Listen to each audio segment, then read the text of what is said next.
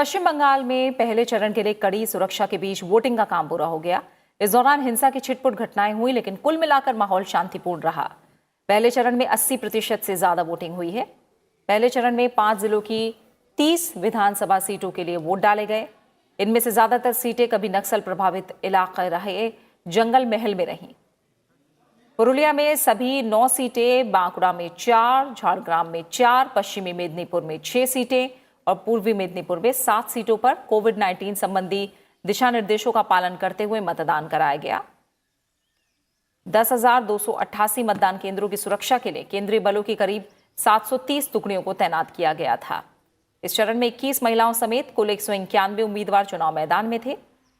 BJP 29 सीटों पर चुनाव लड़ रही थी, जबकि एक सीट पर बीजेपी की सहयोगी एसजेएसयू ने उम्मीदवार उतारा था। तृणमूल कांग्रेस 29 सीटों पर चुनाव लड़ रही थी।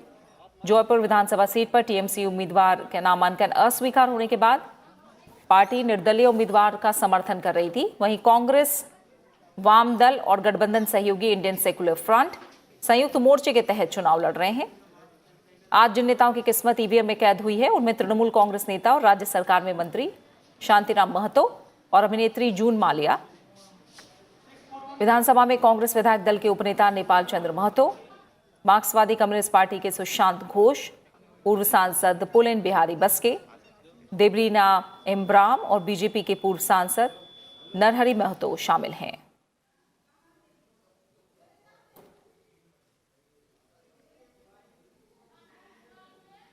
पश्चिम बंगाल और असम में विधानसभा चुनाव के लिए आज पहले चरण का मतदान पूरा हो गया। पहले चरण के तहत असम की 47 विधानसभा सीटों के लिए आज वोटिंग हुई। इस चरण में 72% से ज्यादा मतदान हुआ है। इस चरण में 23 महिलाओं समेत कुल 264 उम्मीदवार चुनाव मैदान में थे। पहले चरण में कांग्रेस ने 43, असम जातीय पार्टी ने 41, बीजेपी ने 39 और एजीपी ने 10 उम्मीदवार मैदान में उतारे थे। वहीं 78 निर्दलीय उम्मीदवार भी किस्मत आजमा रहे थे। मतदान में कोविड-19 संबंधी सुरक्षात्मक उपायों का सख्ती से पालन किया गया। मतदान केंद्रों पर अनिवार्य रूप से सैनिटाइजेशन और मतदाताओं की थर्मल स्क्रीनिंग का विशेष तौर पर इंतजाम किया गया था।